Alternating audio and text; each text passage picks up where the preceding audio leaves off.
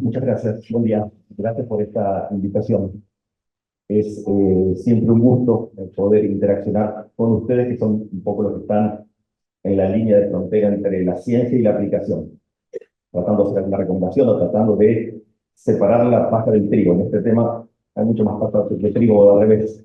La idea es que se traten de llevarse algunos conceptos, algunas pautas, como para hacer un abordaje lo más cercano a la ciencia disponible posible en este tema de los probióticos.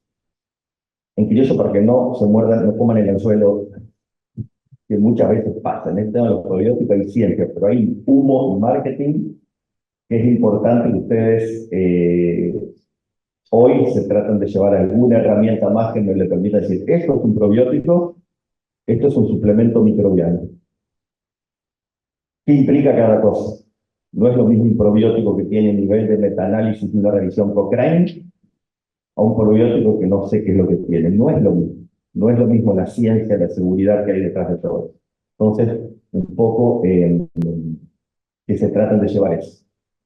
Bien, estos son mis conflictos de interés. Hago muchas tareas de vinculación tecnológica con distintas industrias y soy actualmente miembro de la Asociación Científica Internacional de Probióticos y Prebióticos, AISA, y por 2 años más, ahí se me termina el mandato, que es una asociación internacional.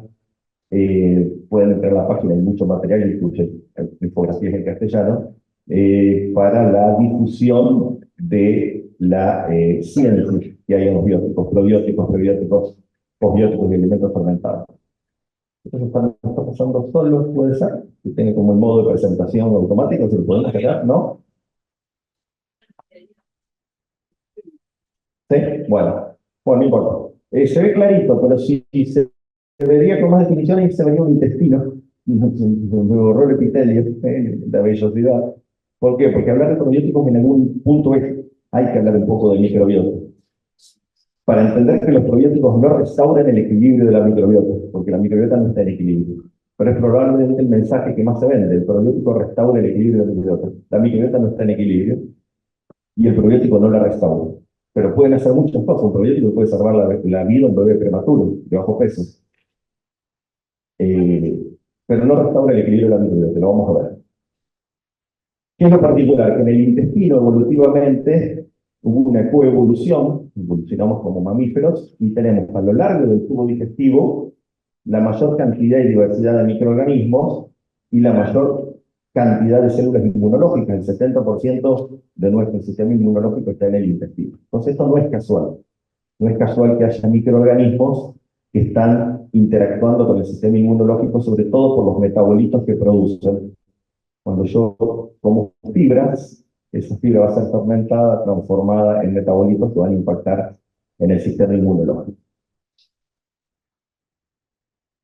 A la derecha ven una foto real, cómo se ve un intestino y la microbiota. Ustedes ven el epitelio en azul, donde ven en verde la capa de moco, de mucus, producido por las células Goblet a partir del ácido butírico que viene de la fibra. Todo cierra. Comemos fibra, producimos ácido butírico, la célula Goblet lo usa para producir el moco. Pero también el ácido butírico es el combustible del enterocito.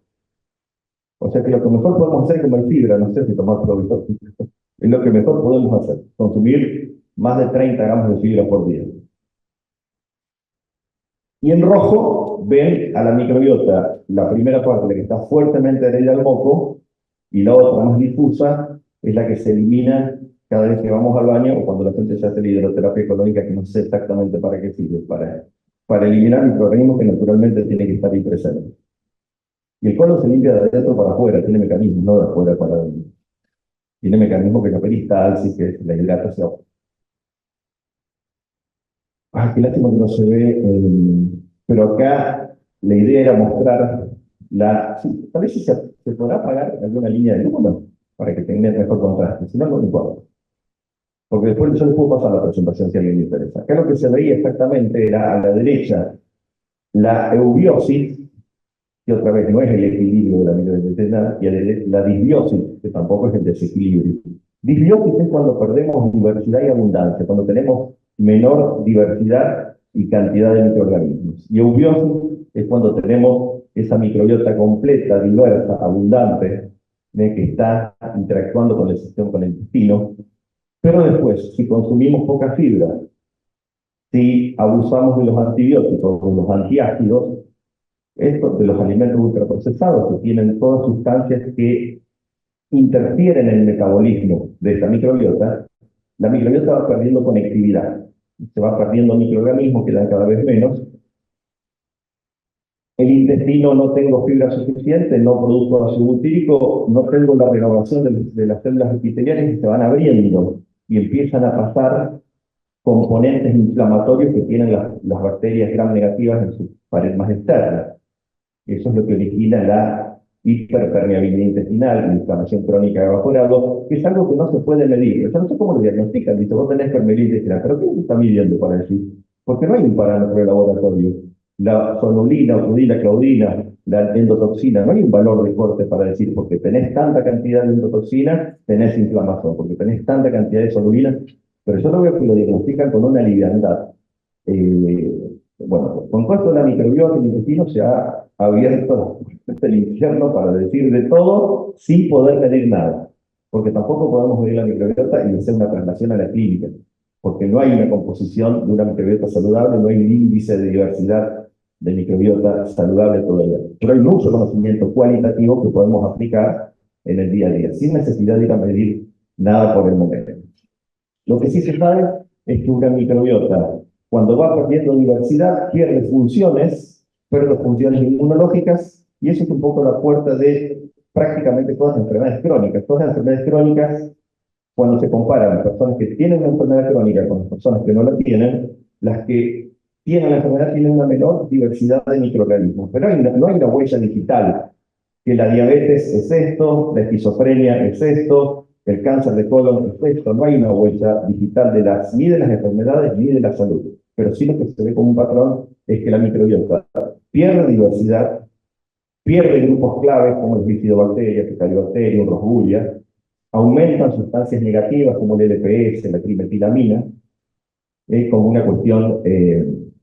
como una cuestión genérica.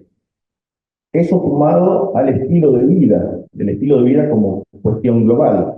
Lo que comemos, si nos movemos, el aire que respiramos, si dormimos, si nos estresamos. Ha habido un alejamiento de lo que fue nuestro patrón evolutivo, 300.000 años como sapiens, haciendo determinadas cosas, comiendo cuando encontrábamos comida, no cuando abríamos la heladera, y gastando mucha energía para ir a buscar esa comida. Hoy en día nos levantamos, abrimos la heladera y comemos cada 4 horas. Es muy diferente a lo que hacía el Homo sapiens. Se señala como el origen de todas estas cuestiones crónicas. Las enfermedades crónicas todas están en aumento, todas están en aumento, pero también que hemos deprivado a nuestra alimentación de microorganismos. Y está bien en un punto porque, bueno, la gente antes se moría por comer un alimento. Después llegaron, bueno, prácticas higiénicas, pero ¿estamos diseñados para tener una alimentación estéril y libre de microorganismos? No, nuestro intestino también necesita de esa provisión de microorganismos externos. Entonces, un suplemento, les adelanto, un suplemento microbiano que no tiene evidencia para nada, tal vez te sirva para el concepto de una dosis diaria de microorganismos vivos. Porque hay personas que no les gusta comer fermentado porque le da impresión, porque le tiene miedo, no lo se preparan. Entonces me voy a comprar un suplemento, ese que está en la farmacia, que tiene un listado de microorganismos que no sé qué son, pero me van a aportar probablemente para estos conceptos de la dosis diaria de microorganismos vivos. Tenemos que consumir microorganismos vivos. Y esto lo estudió un grupo de ISAP, algunos de ISAP con otras personas, donde tomaron la base de datos Enhance en Estados Unidos y la base de datos de un gran hermano que tiene registro de todo lo que hacen algunas personas, lo que comen, los requerimientos médicos. Entonces uno puede acceder a esa base de datos, tomaron los datos de 27.000 personas y las clasificaron respecto a la cantidad de microorganismos vivos que comían por mes. Están las personas que consumen una alta cantidad de microorganismos vivos, más de 10 a la 7, las que tienen un consumo medio, 10 a la 5, y los que tienen una dieta prácticamente estéril, 10 a la 3 o menos. ¿Y qué es lo que vieron? ¿Cómo lo asociaron con la salud? Las personas que consumían alimentos con una alta carga de microorganismos vivos tenían una menor presión sistólica, una menor proteína C reactiva, glucosa e insulina en ayunas menor, triglicéridos, circunferencia de cintura, mayor nivel de lipoproteínas de alta densidad. ¿Cómo yo consigo una alta carga de organismos vivos? ¿Con un alimento fermentado o con un suplemento microbiano? Un suplemento microbiano, si yo no como alimentos fermentados, me puede dar una alta carga de microorganismos vivos. Otro grupo llevó este estudio un poquitito más lejos y vio que las personas que consumen una alta cantidad de microorganismos vivos tienen menor riesgo de tener un ataque al corazón, un accidente cerebrovascular. Vivimos más o vivimos mejor por consumir microorganismos. Tal es así que ahí empezó a circular en el ambiente de la nutrición en algunos lugares esta idea de que además si necesitamos una dosis diaria de calcio, de magnesio, de vitamina, de lo que sea, tal vez necesitaríamos una dosis diaria de microorganismos vivos, de tener microorganismos vivos en el plato. Probablemente una de las cuestiones que está mejor estudiada es el impacto que tienen los antibióticos en la microbiota. Este es un estudio donde se administraron durante 4 días y después se vio qué es lo que pasaba a la semana, a las 6 semanas y a los 6 meses de haber consumido el antibiótico. Y lo que ustedes no ven acá, pero créanme, son distintas especies que están en el intestino, no importa cuáles. Lo que ven en cuadraditos naranjas es la concentración de ese microorganismo en el intestino. Entonces, el primer grupo, los sobrevivientes, los microorganismos sobrevivientes, estaban en alta cantidad en el intestino. Cuando tomé el antibiótico, fíjense, los volé, y un tiempo después los recuperé. Entonces, se recupera la microbiota después de un antibiótico, se recupera una microbiota, no esencialmente la misma que tenías antes. Y dale que te dale, podés perder para siempre especies en el intestino. Fíjense este otro grupo, los oportunistas. Microorganismos oportunos, tenemos patógenos oportunistas en el intestino, Klebsiella, Escherichia, es normal que los tengamos. Cuando tomé el antibiótico, aumenta. Son los que dan la famosa diarrea asociada con antibióticos, que los probióticos pueden limitar. También acá está Fusobacterium nucleatum. Cuando se estudia la microbiota del cáncer de colon, el Fusobacterium nucleatum es la Helicobacter pylori de la úlcera gástrica. Es el microorganismo que caracteriza al cáncer del colon.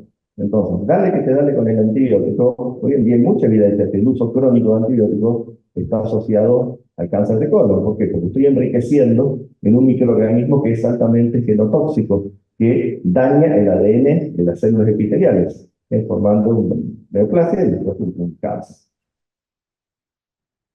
Fíjense, estos otros son los nuevos colonizadores. Generalmente son clostridios. Los clostridios, que se porulan, se protegen de la acción del antibiótico. Después de la acción del antibiótico, acá no se nota, pero están en un poco más alta concentración.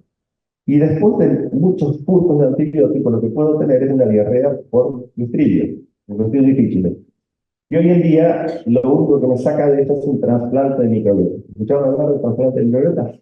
Se hace en el hospital de clínica, se han trasplantado más de 400 personas, hay una base, un banco de microbiota congelada. Si uno se considera un donante sano, puede ir a Buenos Aires y donar materia fecal. Acá es gratis, en Estados Unidos te pagan por donar materia fecal, puedes hacer un negocio. Son como un relojito, un negocio. Entonces, atención con los antibióticos de uso crónico. Me puedo terminar pescando una infección porque estoy difícil. Esto es lo que más preocupa. Que hay microorganismos que se pueden perder para siempre del intestino después de la toma de un antibiótico. Entre ellos algunas bifidobacterias. En los niños, las bifidobacterias es el principal microorganismo en los 6 primeros meses de vida. ¿Cuántos chicos nacen por cesárea y reciben antibióticos? La mamá y el niño. La administración temprana de antibióticos en niños se ha asociado a todo tipo de cuestiones, alergias, diabetes, sobrepeso, obesidad, autismo, trastornos del desarrollo, todo. Y yo estoy molestando con un antibiótico en el momento en donde se están instalando los microorganismos, sobre todo las bifidobacterias, viene con la leche humana. Entonces, si bien en el intestino hay lo que se llama una redundancia metabólica, es decir, lo que no hace una bacteria lo puede hacer otra, por eso nosotros podemos hacer un test de disbiosis, del microbiota, vamos a tener todos microbiotas diferentes, pero todos podemos tener la misma función. Pero yo no puedo confiarme de que si yo mato un microorganismo va a venir otro a reemplazarlo porque en algún momento se va a terminar el elenco de microorganismos que tengo. Entonces, los antibióticos hay un llamado enorme de atención, no solo por la resistencia antimicrobiana, sino porque nos pueden causar enfermedades. Queremos arreglar algo agudo y nos terminamos causando algo crónico. Los antibióticos salvan vidas, por supuesto, pero están sobreutilizados, autoindicados, mal utilizados. Eso también lo sabemos. Entonces, nosotros pensamos que la problemática tiene una componente microbiana, la problemática gastrointestinal, pero también fuera del intestino. La solución también podría tener una componente microbiana. Y es acá donde intervienen los bióticos. Prebióticos, probióticos, simbióticos, con N, porque no es una simbiosis. La simbiosis es entre dos organismos. Acá yo tengo entre un organismo y una sustancia. El término correcto es simbiosis. Y posbiótico, que dice acá, pero que no, hoy solamente vamos a hablar de pautas de probióticos. Esta es la única foto que se sacó de la reunión que se hizo en Córdoba en el 2001 por encargo de la Organización Mundial de la Salud y la FAO. Se juntó un comité de expertos para discutir este tema y proponer lo que fue la definición de probióticos. Tuvo alcance mundial. Todos los países donde se regularon a los probióticos, que prácticamente en todo el mundo, utilizan la definición que nació acá en Argentina, y donde estuvo Guillermo Oliver. Guillermo Oliver, rosarino, que hizo su carrera en la Facultad de Ingeniería Química, que después se naturalizó tucumano, el creador del CERELA, del Centro de Referencia para Lactobacilos, de la leche San Corvío, ha sido realmente innovador. Y bueno, después personas que todavía están muy activas, Lorenzo Morelli de Italia, Catherine Stanton de Irlanda, Gregor Rey de Canadá, personas que la tenían muy clara en ese momento y propusieron lo que fue la definición de probióticos. Microorganismos vivos que cuando se administran en cantidades adecuadas otorgan un beneficio para la salud.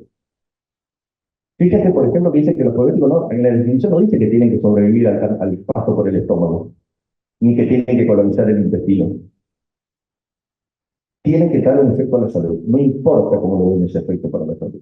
Pero a veces le pedimos cosas que la definición no le pide. Por eso es importante remitirse a las definiciones para no quedarnos como una ilusión de confianza.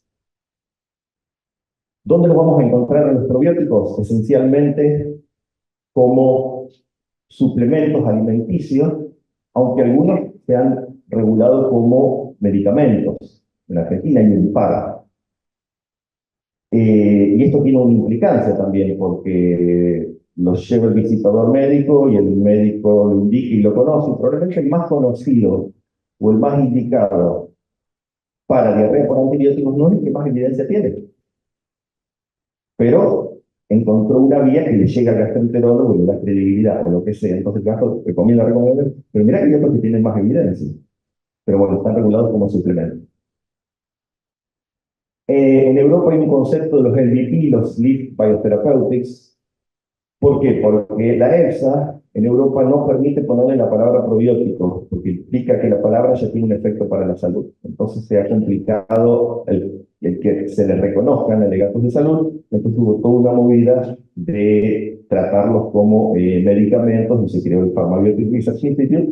Y bueno, muchos probióticos que están dando vueltas hace 20 años sin poder tener un alegato de salud se van a medicinizar por ahí. En alimentos, acá crean pero había un frasco de yogur, una fórmula infantil, y los quesos, este es un queso que nos desarrollamos junto a la empresa Igolay hace más de 20 años, en el año 99, tuvo 10 años en el mercado, después se retiró. Pero prácticamente no hubo, después la Serenísima sacó uno con LGG, no tuvieron mucho éxito porque el probiótico seguía creciendo en la vida de góndola, y lo acidificaba, el queso lo ponía amargo, rancio, entonces tenía un impacto sensorial que no tuvieron.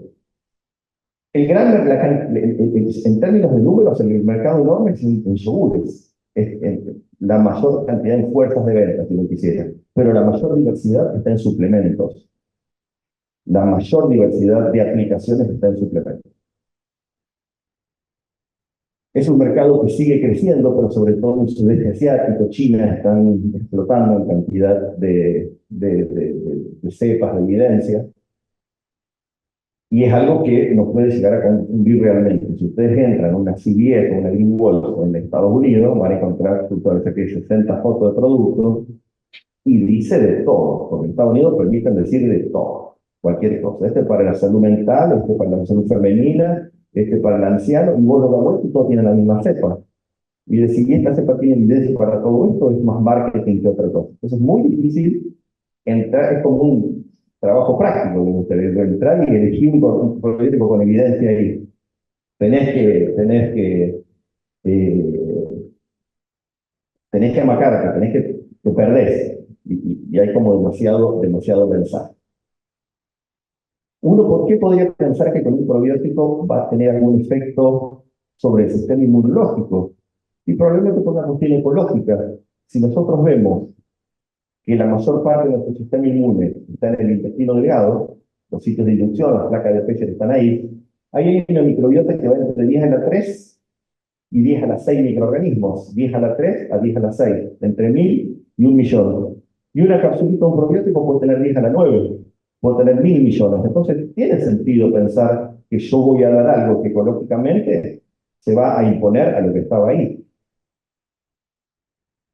Estos son resultados de personas que tenían una ilectomía, que al final del delgado le podían sacar una muestra, y esas personas consumieron un probiótico, y en algunas personas el probiótico fue el 50% de la microbiota del intestino. O sea que uno puede pensar que tiene un sentido dar un probiótico porque voy a un lugar donde todavía no está tan colonizado como el colon, donde decía ir 10 a la 10, 10 a la 11.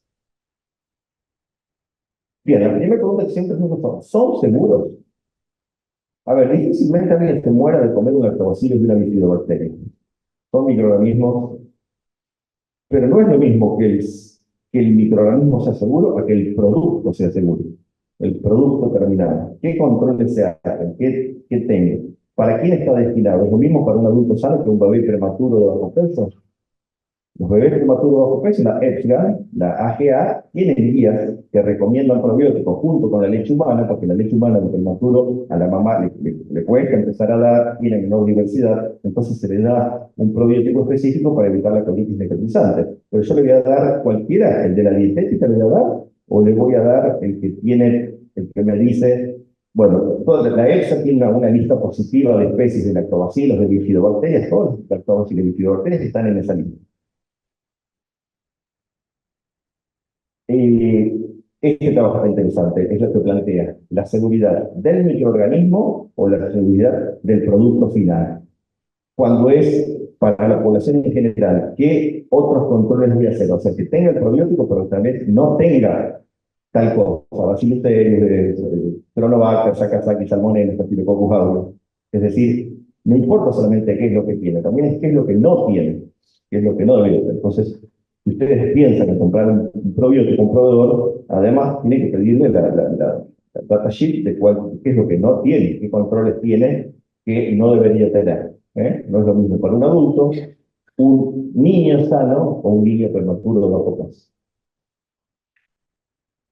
Y acá es donde la cosa empieza a hacer agua, pero pasa a las mejores familias, porque en las guías de la organización de la gastroenterología hacen este error. Relacionado con el concepto del cepa. Más o menos todos tienen claro que es una cepa. Una cepa es un cultivo en particular dentro de una especie, que tiene las propiedades que yo estudié. Puede tener muchas otras. Las que yo conozco son las que yo estudié. Un ejemplo, todos nosotros pertenecemos a la especie Homo sapiens, pero cada uno de nosotros sabe hacer algo con mayor o menor talento. Somos cepas diferentes, pero todos sabemos caminar. Entonces, las cepas comparten mecanismos y también tienen propiedades únicas. Las cepas pueden compartir mecanismos y tienen propiedades únicas. La cepa es ese código, la denominación de la cepa es ese código de letras, de números, o de letras y números que se pone a continuación de la especie. Pero no es algo que está escrito en el ADN.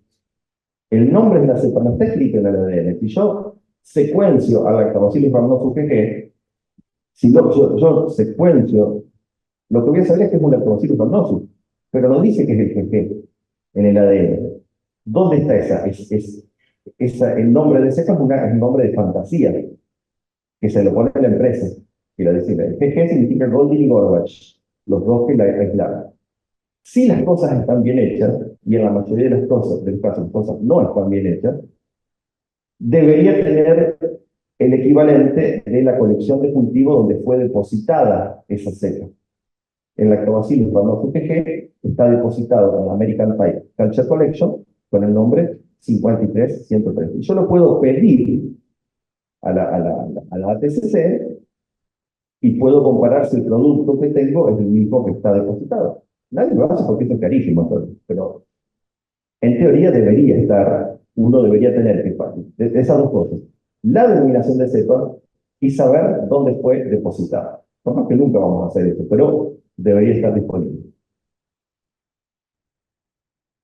Productos en el mercado que tienen correctamente la denominación de la cepa.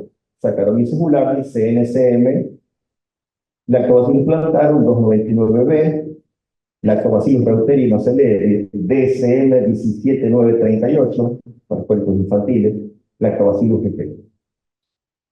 Ese es el caso ideal. Después empieza la vida misma.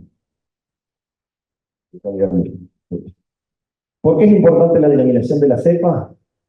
Porque yo entro a PubMed con la especie y la cepa, y acá se termina el verso o no. Yo sé si tiene evidencia científica. Listo. No hay más misterio. Yo pongo L-reuteri, DSM, 17938, cólicos infantiles, y me sale el metaanálisis de 30 estudios clínicos que dice que esta cepa es efectiva para los cólicos infantiles en los bebés que toman teta. Si el bebé ya tiene alimentación mixta o fórmula, no sirve. Entonces, mi bebé tiene cólicos, dale el reuteri. ¿Está tomando teta? O si ya empezó con la fórmula, no gastes plata. Por eso hay que leer los estudios clínicos, no generalizar. El reuteri sirve para cólicos, para chicos que están tomando la teta. Si empezó con la fórmula, no gastes plata porque no tiene sentido. Ahora hay productos, este lo está acá. Donde uno da vuelta a la cajita, no dice nada. Entonces, esto no tiene evidencia. Pero si uno es curioso y se mete en papel con el nombre comercial, tiene muchísima evidencia. Y en los papers están las cepas que tiene. Esto se usa mucho para personas que tienen cuestiones delicadas en el intestino grueso. Pouchitis, Crohn, y aparentemente funciona muy bien. Hay muchas personas que lo traen de afuera. Se pueden mantener temperatura ambiente sin problema. ¿Qué pasó con este producto? Lo diseñó un italiano, lo produjo una empresa de Estados Unidos cuando se terminó la licencia, no sé por qué cuestión, la empresa de Estados Unidos se quedó con el nombre comercial. Entonces el italiano en Italia no tuvo otra que producirlo con otro nombre. Pero la evidencia científica está publicada con este nombre. Entonces vean que no es tan fácil, ¿eh? La evidencia científica está publicada con el nombre BCL3. Pero sí, la persona que lo necesita en España, en Europa, lo pide como Vivo Wins. ¿Ven que no es tan fácil después cuando hay que bajarlo a la realidad? El famoso enterocarmina, que no tiene las cepas declaradas, pero tiene la evidencia. Entonces, si no está la cepa, el plan B es probar con el nombre comercial, a ver si llegan a encontrarlo. Hay otros que tienen las cepas declaradas y uno busca la evidencia científica y la encuentra, pero también hay otros estudios que se hizo con el mismo producto que no declaraban cepa. Entonces vos tenés la evidencia dividida, donde declaró la cepa y donde no declaró la cepa. Ahí ya hay que saber un poco más, porque si no yo me quedaría con esto. Pero este es el mismo producto, pero que no, el autor no declaró la cepa. Entonces, esta cuestión de la cepa es algo que eh, hay que trabajarlo muchísimo más, porque si no seguimos avanzando y nos hace creer que cualquier lactobacillus acidophilus sirve, porque si yo me pongo la cepa parecería ser que cualquier lactobacillus acidophilus sirve. Este es para salud vaginal, son probióticos orales para infecciones vaginales. Orales se pueden aplicar, óvulos, pero también se pueden dar orales. Y acá tiene la denominación de la cepa. Bien, la evidencia. Como yo les decía, hay revisiones Cochrane. Cochrane es esta red de revisiones sistemáticas. Cuando algo tiene revisión Cochrane es como el mayor nivel de evidencia científica. Y este es para diarrea asociada a antibióticos. Probióticos para diarrea en pediatría. Probióticos para la prevención de diarrea asociada a antibióticos. Las cepas con mayor evidencia, Lactobacillus rhamnosus GG, seguida por Saccharomyces boulardii. No dice cuál, pero es la que hay acá. Acá coincide que no hay tanta Saccharomyces boulardii dando vueltas. Y Bacillus clausii, pero vean, fíjense, este es el más indicado, pero los otros tienen más evidencia. Pero este es el más indicado. Promesas de las redes sociales. Los probióticos restauran la microbiota intestinal después de un tratamiento con antibióticos. Metele el antibiótico total después te tomás un probiótico y recuperas la microbiota. Un humo magnánimo. Pero es probablemente el alegato de salud que más se repite. Fíjense ustedes cuál es el equilibrio de la microbiota intestinal. Esta es la microbiota de la persona a lo largo de 180 días de su vida. No hay ningún equilibrio, los microorganismos se van sucediendo. Difícil pensar que yo con un microorganismo voy a recolonizar un intestino. No. ¿Qué es lo que puede hacer el antibiótico, el probiótico, además de acortar en un día la diarrea? No es mucho más lo que te acorta, es un día lo que dice el estudio clínico. Pero dependiendo de dónde estás. Si yo me voy 7 días de vacaciones y un día tengo que estar agarrado al baño, y un día es mucho para mí. Entonces depende el contexto también. Voy a tomar un probiótico y un día más de diarrea a mí no me hace nada. Pero hay algo que el antibiótico hace que uno no ve, que es el daño a la microbiota. Y lo que se estudió muy prolijo acá, donde un grupo de personas que tenían que tomar un antibiótico, se les dio un yogur común o un yogur con probiótico. Ahí se usó la BB2, bifidobacterium. Acá nos hubiera gustado que esté un tercer grupo, las personas que no toman nada, que toman solo el antibiótico, que no toman ni yogur con probiótico. Pero por cuestiones del comité de ética, no lo permitía. El comité de ética de esta universidad no permitió, porque ya saben que el antibiótico va a generar un daño. Entonces, lo mínimo que hay que dar es algo. Darle un yogur o un yogur con probiótico. Fíjense cuándo empieza. No, tenés que esperar de tomar el antibiótico para tomar el probiótico, porque el antibiótico va a matar al probiótico. Pero ¿por qué no viene el estudio clínico? Digo, en vez de suponer cosas. Los estudios clínicos se dan en el inicio. Ya cuando lo retrasas 1 o 2 días ya no tiene sentido el probiótico. Entonces se dan en el mismo día que comienza el antibiótico. ¿Y cómo funciona? No sé. Si el antibiótico mata en parte el probiótico, tal vez en suma es la célula muerta. No sabemos cómo funciona. Y se sigue dando una semana después en este estudio, pero es generalmente entre 1 y 2 semanas de que se termina de dar el antibiótico. Y fíjense lo que pasa. Yo acá tengo lo que se llaman 2 mapas de calor, heat map, que es como un pantallazo de qué le pasó a la microbiota. Ustedes acá ven, no veo, yo tampoco lo veo, son especies, las especies que hay en el intestino, y acá tengo el tiempo de administración. Se fueron tomando muestras de esas personas. Y las manchitas que ustedes ven en amarillo, es la concentración de ese microorganismo en ese momento. ¿Dónde ven más manchitas amarillas ustedes? A la derecha, el que tomó el yogur con probióticos. ¿Qué es lo que pasó? Se perdieron menos especies. El probiótico lo que hizo fue limitar el daño a la microbiota, que es muy distinto a decir a restaurar el equilibrio de la microbiota. Son cosas que restaurar el equilibrio de la microbiota no tiene ciencia. Limitar el daño sí tiene ciencia. Probablemente si yo hubiera puesto el otro grupo, el que no consumió nada, yo vería menos manchitas. El daño hubiera sido mayor. Solo el 20% de las personas que consumen antibióticos van a tener diarrea, pero todos van a tener el daño de la microbiota. Entonces, mira, yo no lo tomo porque el antibiótico no me da diarrea. No, pero mira que te puede estar dañando, y eso vos no lo vas a ver. Ese daño que te hace, no lo vas a ver. Muy pocos estudios, cuando uno los abre, dice en qué momento del día se administró el probiótico. Acá son 2 horas después de la administración del antibiótico. Entonces, si tienen, bueno, tomarlo 4 horas después y listo. La cabeza ayuda muchísimo. No, tenés que tomarlo 4 horas después del antibiótico, listo. por más que no lo sepa. En algunos estudios lo dice, pero no en todos lo dice. Alimentos fermentados y probióticos, dos palabras que se intercambian. El kefir es probiótico. El kefir yo no sé ni qué microorganismo tengo, y yo soy un re pro alimentos fermentados, pero son dos mundos distintos, los fermentados y los probióticos. A veces se superponen, pero no es lo mismo. Y además, el kefir, por ejemplo, puede tener alcohol, niveles variables hasta un 3,5% de alcohol. Entonces, con Gonzalo Pérez Márquez, un pediatra del Hospital Militar Central, escribimos este trabajo para Archivos Argentinos de Pediatría, porque las mamás decían, ¿a partir de qué edad le puedo dar kefir a mi hijo? Y mira, la Sociedad Argentina de Pediatría dice que los chicos no toman alcohol desde hasta los 18 años. Cuatro.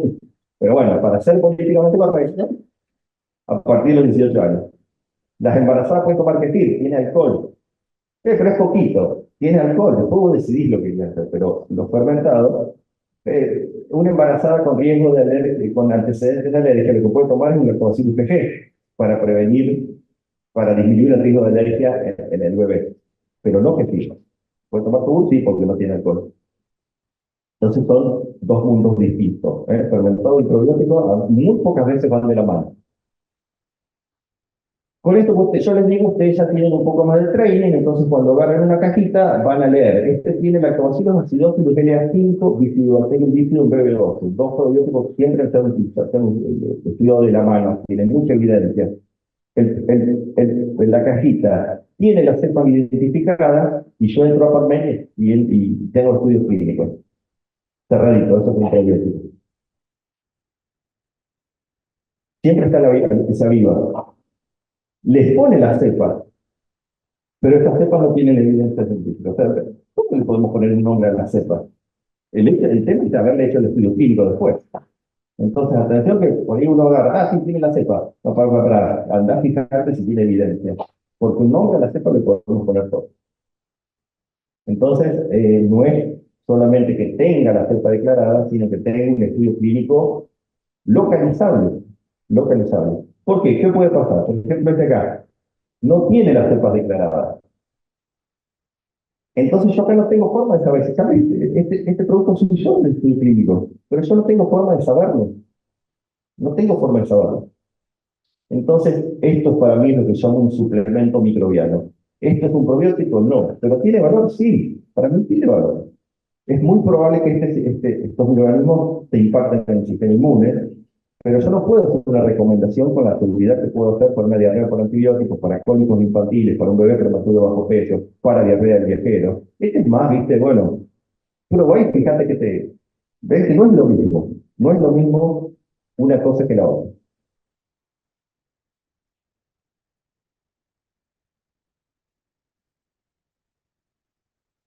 Esto nos vuelve un poco al tema de las cepas y a decir cuán diferentes o cuán próximas son dos cepas. Yo tengo lactobacillus rhamnosus GG, más de 700 estudios clínicos. Y tengo el lactobacillus rhamnosus CRL1505, aislado en Tucumán. Tiene un estudio clínico, es la cepa que se agregó a este producto que usaba hace un tiempo que decía con la cepa de CONICET, es ahí. Si yo tengo dos cultivos de microorganismos y los secuencio, les hago la secuencia, las bases de nucleótidas que tenga el ADN, si tienen menos del 96% de similitud, son especies diferentes. Un lactobacillus acidophilus y un lactobacillus casei. Si tienen 100% de similitud, es la misma cepa. Ahora, entre el 96 y el 100, ¿dónde está la línea de corte para decir son cepas de la misma especie o es la misma cepa? Eso no está resuelto en la microbiología. Nadie dice dos cultivos tienen que tener tanto de homología. Eso es o sea, ¿qué es lo que hace la cepa? Es haber aislado, ponerle nombre y haberle vuelto al estudio. Pero tal vez esta otra cepa es muy próxima. ¿Qué quiero decir? Que yo no sé cuán próxima es esta de esta. Y si estuvieran recontra próximas, y si yo no tuviera la lactobacillus rhamnosus GG, ¿podría usar este? Tal vez sí, pero con conciencia. Con conciencia. Yo sé que no estoy usando la cepa que tiene la mayor evidencia, pero estoy usando una cepa de la misma especie que podría estar muy próxima genéticamente. Si uno dejó mi decisión después, y bueno, mira, vale la pena, yo sé que no tiene la evidencia que estoy buscando, pero me parecería que lo puedo comprar, puedo hacer la inversión. Hay muy pocos casos donde en este trabajo se secuenciaron diferentes cepas comerciales y de colección de Lactobacillus acidophilus y se dieron de que eran muy parecidas. Entonces, tal vez cualquier Lactobacillus, está demostrado parecido, cualquier Lactobacillus acidophilus que yo tenga puede tener los efectos de la NCFM, que es el Lactobacillus acidophilus, con más evidencia científica, por esa cuestión de la proximidad genética. Con esto, ¿qué les quiero decir? Si ustedes en la farmacia quieren comprar un lactobacillus acidophilus, que hay un lactobacillus acidophilus que no tiene cepa, bueno, yo sé que eso no es un probiótico, pero podría estar cerca de aquel que tiene la evidencia, consciente de eso. Lo mismo para Bifidobacterium lactis. Las, las, las cepas que están dando vuelta de Bifidobacterium lactis son muy cercanas genéticamente.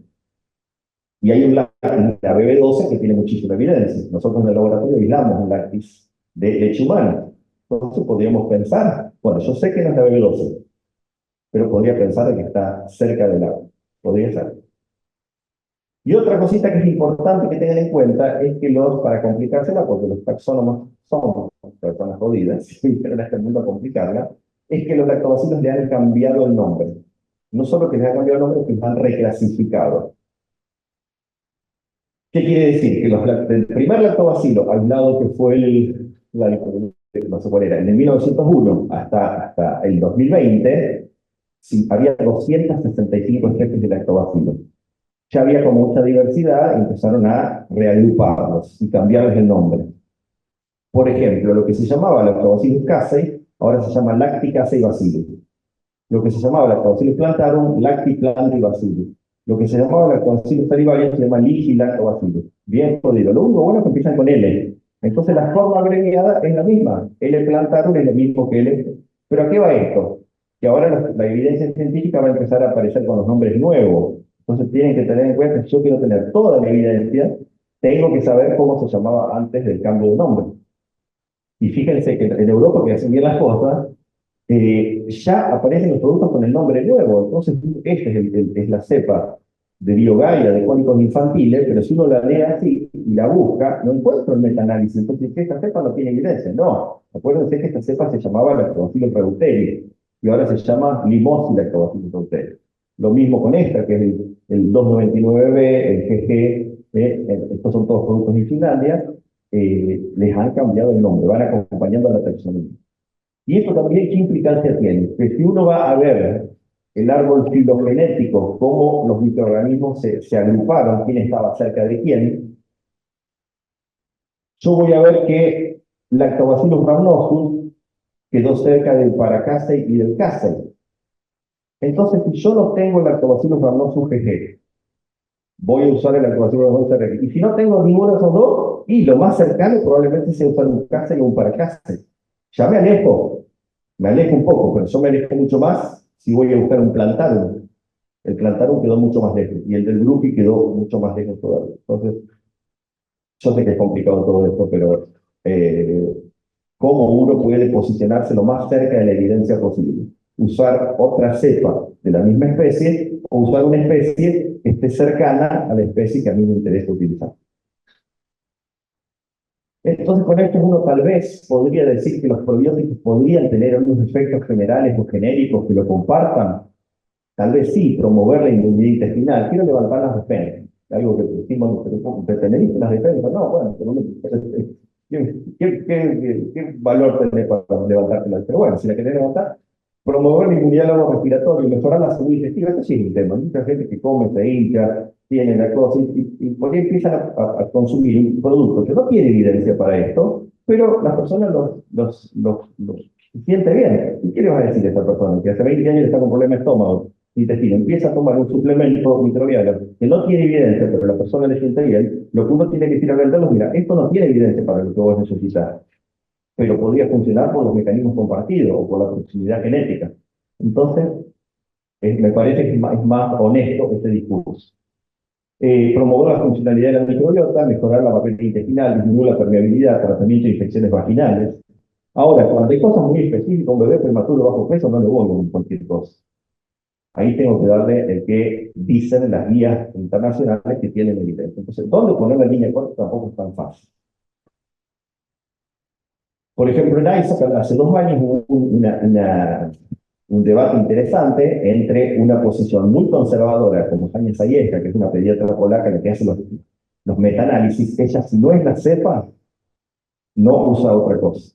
Pero yo digo, mira, Jania, que vos vivís acá en Europa, tenés toda la cepa. Nosotros en Sudamérica, que no tenemos esta situación, ¿vos qué harías? ¿No? Ella, tácate, tácate, tácate. Pero claro, tienen un contexto diferente. Versus Sara Levir, que trabaja en microbiota vaginal, donde ella tenía la posición de que cualquier lactobacilo puede andar en vagina, porque la vagina saludable, 99,99% son lactobacilos.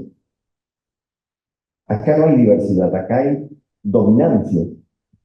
Esencialmente hay dominancia de cuatro especies: Crispatus, Gasseri, Iners y Jenseni. Entonces, cualquier lactobacilo que produzca, los lactobacilos producen ácido láctico y peróxido de hidrógeno, eso es inherente al género.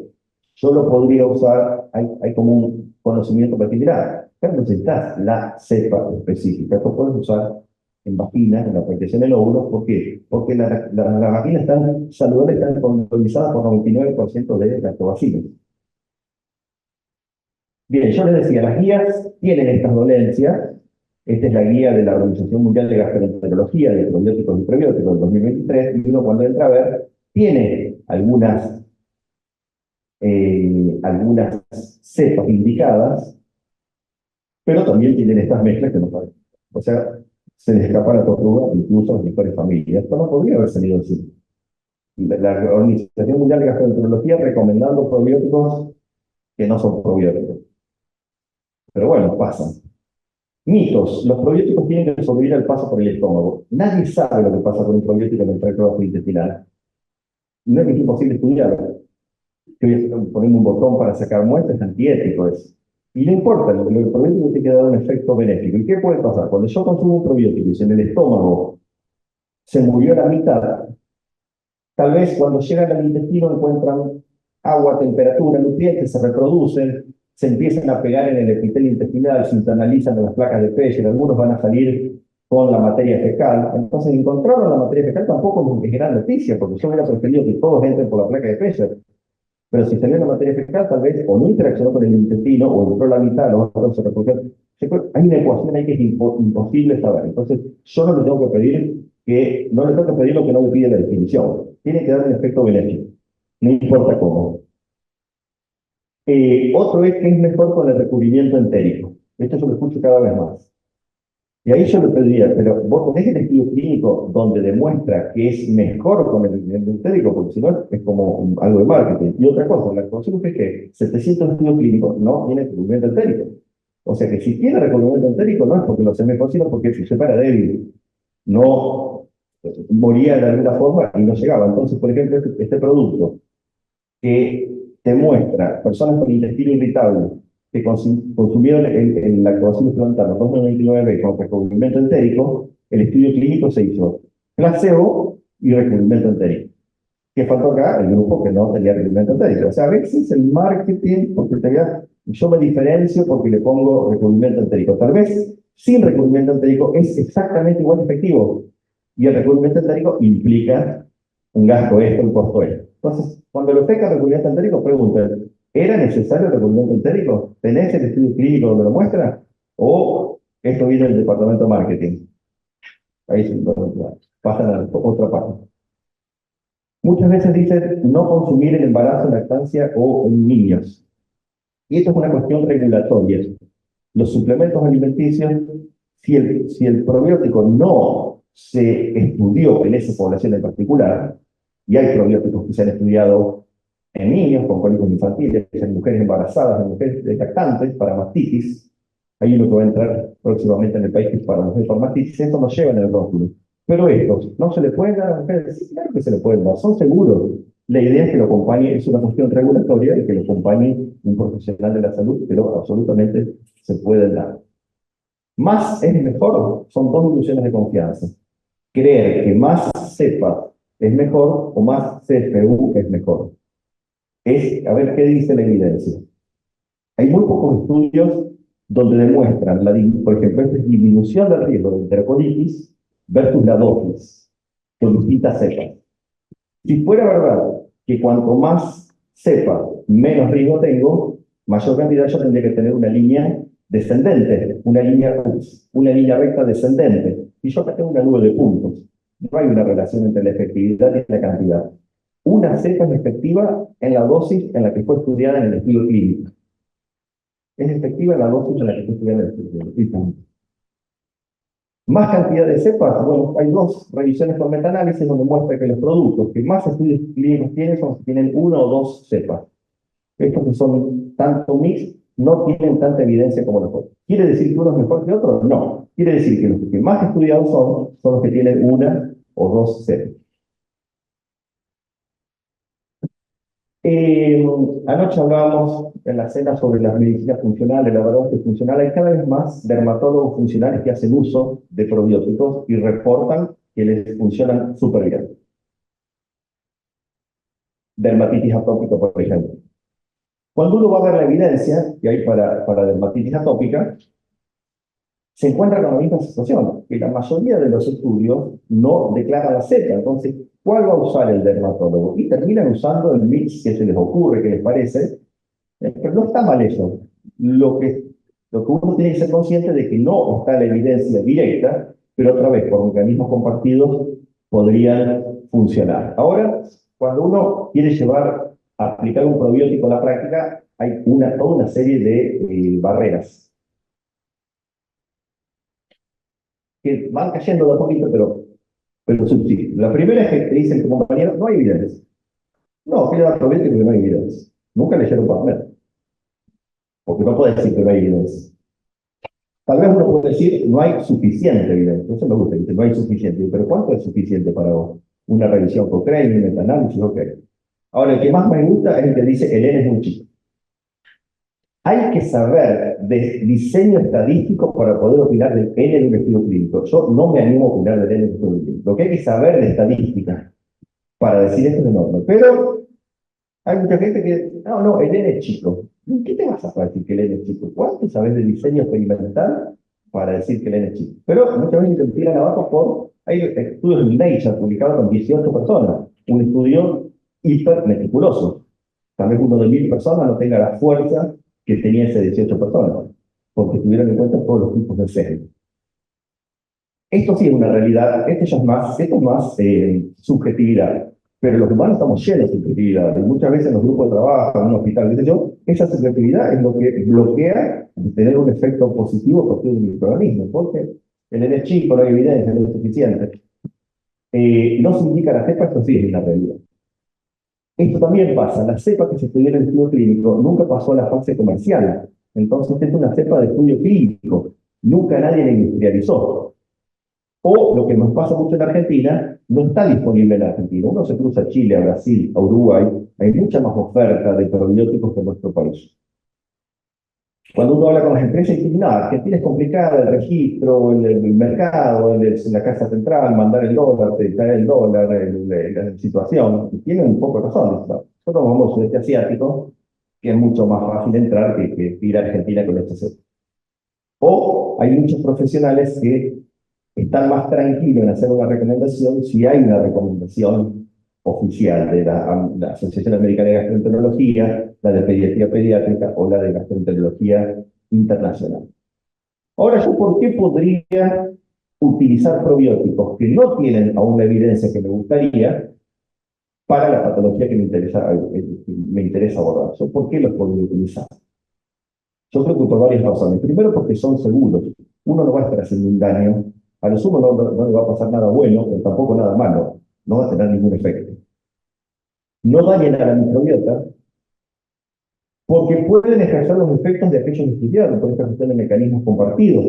El CRL1505 también puede tener el efecto del TG. Porque pueden ser una alternativa a años de tratamientos infructuosos y resultar efectivos, infecciones vaginales a repetición. Personas que hace 20 años están con una dermatitis atópica, empiezan a consumir un probiótico que no tiene evidencia y esta persona mejora muchísimo. Entonces, ¿por qué no darle una oportunidad? Y segundo, porque los problemas Nunca generalmente están aislados. La persona que tiene algo en la piel tiene algo en el intestino, o descansa mal. Entonces, yo lo probé por cuestas gastrointestinales y me mejoró la piel. Yo lo busco con un objetivo, pero terminan dando otra cosa que yo no esperaba. Entonces, yo creo que está ahí una serie de pautas que me dicen, claro, tiene sentido probarlo, aunque yo sé que esto no tiene la evidencia que uno quisiera tener.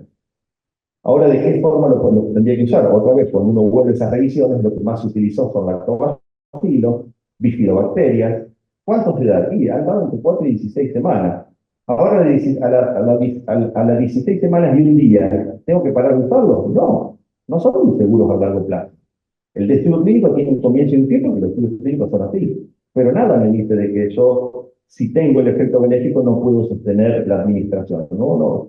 Muchas veces las personas lo toman como si fueran un medicamento. ¿No? Eso no actúan. Tienen, es una cosa mucho más amplia. La dosis, entre 1 a 100 billones, fíjense que esto es un rango de dosis enorme. Yo a veces veo indicaciones de dermatólogos, dice 4 billones de estos, 5 de estos, 4,4 de estos. Pero si yo supiera el error por microbiológico, hay que hacer un recuento, dar 4, dar 8, dar 10 es lo mismo. Para el intestino es lo mismo. Entonces no se hacen a la dosis si ustedes no pueden formular justo, se les pasó, no pasa nada. Con un microorganismo no pasa nada. No va a pasar. Bien, industrialmente se disponen liofilizados, ustedes conocerán el proceso de liofilización, la sublimación del agua por debajo del punto triple, donde el sólido se sublima a gas, donde esta es la bacteria de leche humana que habíamos aislado, que fíjense, los microorganismos quedan dentro como si fuera un turrón navideño, donde yo tengo las almendras de las bacterias y el resto es el crioprotector. Generalmente es maltodextrina, polidextrosa, y que son muy poquititas. Las personas dicen, no, ¿cómo voy a tomar esto que tiene maltodextrina, azúcar? Digo, pero es ni una cucharadita de té. La gente no es muy analítica. A veces ve maltodextrina y dice, no, esto tiene maltodextrina. Bueno, algo hay que ponerlo a los bichos, que no se los puede liofilizar en el aire. O sea, si te gusta el durazno, depende de la pelusa, si no, no comes el probiótico. Pero siempre va a tener una matriz de liofilización, no hay forma, pueden tener lactosa, polidextrosa, algunos empiezan a venir ahora con cosas vegetales, con proteínas vegetales, porque bueno, hay de todo. Eh, este es un producto para mastitis, donde uno ve la composición, que es lo que tiene. Prácticamente muy poquitito se le pone, porque tienen utilizados de forma muy alta, algo para que fluya, silicato de calcio. A veces les ponen estos FOS, fructooligosacáridos, prebióticos. Los prebióticos, la dosis funcional está arriba del gramo, 2 gramos, 3 gramos. Poner 300 gramos de FOS, miligramos, no es nada. No es un prebiótico y no lo hace un simbiótico. La inulina está arriba de los 2,5 gramos. Entonces a veces uno ve productos, le ponen FOS, es como un excipiente. Pero esa cantidad de FOS no es prebiótico, está lejos de ser prebiótico. Debería ser por lo menos 5 veces más. Entonces, ese concepto, bueno, y las especificaciones, qué es lo que tiene, pero también qué es lo que no tiene. Eso lo tienen que, como tenerlo en cuenta. El recuento es todo un mundo. Saber qué cantidad de células vivas tiene. Es el tema con el que yo empecé a trabajar, que es un paper del año 99, donde en ese momento las empresas lácteas agregaban probióticos al yogur y no sabían contarlos, no sabían diferenciarlos. Y eso es una cuestión que pasa en estos productos tan multicepa. Es muy difícil en una placa de cultivo diferenciar colonias de especies muy próximas. Es muy difícil. Muy difícil. Cuando nosotros habíamos hecho el bioqueso, ahí logramos diferenciar 3 microorganismos en 2 medios de cultivo. Usamos MRS con bilis, MRS con dipropionato, 4 días de incubación para que la colonia se diferencie, algunas colonias se ponen más pardas. Pero cuando uno le llega un producto que es multimezcla, es imposible saber quién es quién y qué microorganismos hay en cada uno. Entonces, por ejemplo, hagan las cosas simples. Esas mega mezclas, no hay forma de hacer un control de calidad ahí. Entonces, cuando uno tiene el Yakult, un microorganismo, el Cloratil, uno, dos, y hasta acá yo puedo hacer un recuento diferencial. Ahora no me pidas que haga un recuento acá, porque es imposible, es absolutamente imposible. Microorganismos muy emparentados van a dar el mismo tipo de colonia. Entonces no hay chances ahí de distribuir. Un parámetro importante en el liofilizado, más que la humedad, es la actividad de agua, el AW. Las industrias de probióticos, si el lote sale con una AW mayor a 0,2, ni siquiera lo ponen en el mercado, porque ese microorganismo se va a morir. Más o menos la línea de corte es entre 0,1 y 0,2 de actividad de agua. Por eso cuando un probiótico yo lo tengo a granel y lo empiezo a abrir y cerrar en Santa Fe, la humedad, qué sé yo, empieza a absorber agua, eso se va a morir rápidamente. Es clave, es el parámetro clave, la actividad de agua. Fíjense que esta es una curva que también me la facilitó la gente de Danisco, donde ellos tienen la actividad de agua y la temperatura y la sobrevida. Para mantenerse en la zona de alta viabilidad, la actividad de agua tiene que ser menor de 0,2, la temperatura menor de 25 grados. Entonces, eso es clave. Cuando la actividad de agua sube, fíjense como algo en una pendiente, la viabilidad se va a morir directamente. La actividad de agua más que la humedad. La humedad puede variar, la humedad del polvo puede variar, qué sé yo, 3%, 3,2%, y parece que ahí no varía mucho, pero la actividad de agua varía mucho más. No hay una relación lineal entre humedad y actividad de agua. La actividad de agua varía mucho más en un rango pequeño para la humedad. Entonces la humedad no me dice nada. Medir actividad de agua no es tan fácil, nosotros en el laboratorio tenemos un aparatito para medir actividad, pero es el mejor predictor de la viabilidad de ese cultivo, de un cultivo bioutilizado. ¿Qué es lo que pasa? En estos productos hay que hacer overfilling, overcharge, sabiendo que el producto, el microorganismo va a morir en los 18 meses, en los 24 meses, para que al final de la vida útil me siga dando los 60 millones, yo al tiempo cero tengo que agregar más microorganismos, porque va a ir cayendo. Lo que nadie sabe, lo que no está estudiado, es un probiótico consumido acá o acá para tener la misma efectividad. No sé, pero los estudios clínicos se hacen generalmente con un probiótico acá, cerquita de la fecha de producción. ¿Qué pasa 18 meses después? No está muy claro. La permeabilidad del envase también, el vidrio, plástico, doble, depende también para la cuestión de la sobrevida. ¿Cómo lo vamos a...? Es lo mismo una cápsula así que en un blister, donde yo una cápsula tengo un frasquito que los abro todos los días. El 30, el 28, en vez del blister, pero bueno, sé que no es tan fácil, pero los probióticos vienen de todas formas, en cápsula, en blister. Y la bolsa que uno tenga con el utilizado, que lo quiere preparar, tener en cuenta dónde la abro, qué temperatura, cómo la mantengo, ¿no? Porque, y si le puedo hacer un recuento de células totales, cada tanto, eso está muy bueno. Algunos proveedores de probióticos, hay muchos, con evidencia diversa. Hay una farmacia en Buenos Aires que yo le hice un asesoramiento y ellos trajeron cepas de Saco. Saco es una empresa italiana, el director de I+D es Adrián Gaula, es un santafesino que vive hace mucho tiempo allá, gente muy seria, trabajan con cosas chicas. Hay empresas que uno las contacta y dice, ¿cuántos kilos me vas a comprar? No. Ellos son como más, y tienen cepas, por ejemplo, esta que tiene para salud bucal, para piel, cepas que tienen buena evidencia, y ellos tienen la cepa, la CRL 1505. Después pueden entrar a la página internationalprobiotics.org, internationalprobiotics.org, eso es de IPA, la Asociación Internacional de Probióticos, que es una asociación de empresas. Ahí van a encontrar más de 100 empresas productoras de probióticos. No todas envían a Sudamérica, y mucho menos a Argentina. Entonces, van a encontrar, che, qué interesante esto, pero las contactas y dicen, no, Argentina no mandan.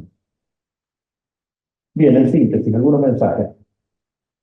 Un probiótico bien hecho, está identificada la cepa, está viable, tiene un estudio clínico y la evidencia la van a encontrar en PubMed. Eso cuando está bien hecho es así.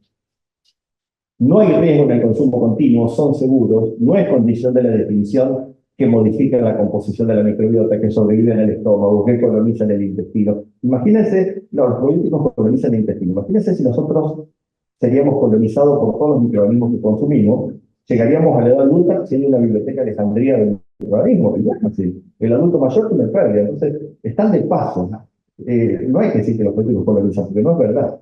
No nos colonizan los microorganismos que comemos, están de tránsito.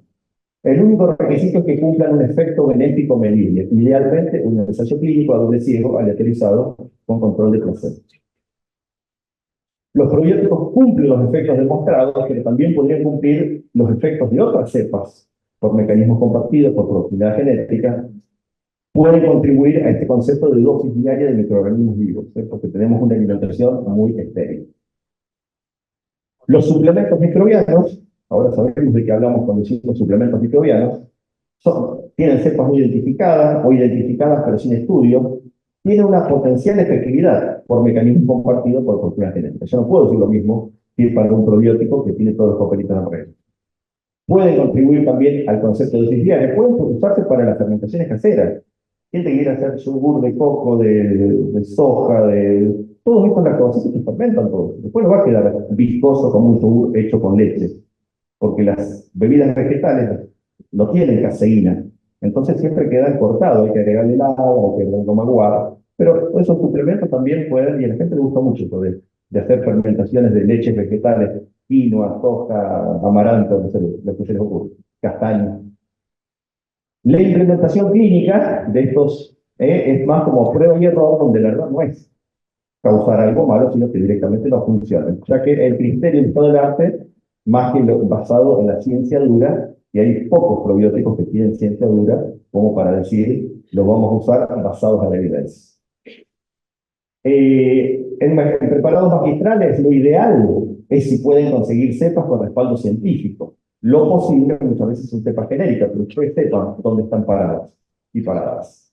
Controlar la viabilidad del cultivo, eso me parece clave, controlar la viabilidad de las cápsulas, o los comprimidos, los óvulos, o lo que hagan, comprobar la viabilidad si pueden a lo largo del tiempo. Y, como les decía, los proveedores de probióticos pueden encontrar acá, internationalprobiotics.org, que es la Asociación Internacional de Probióticos. Muchas gracias.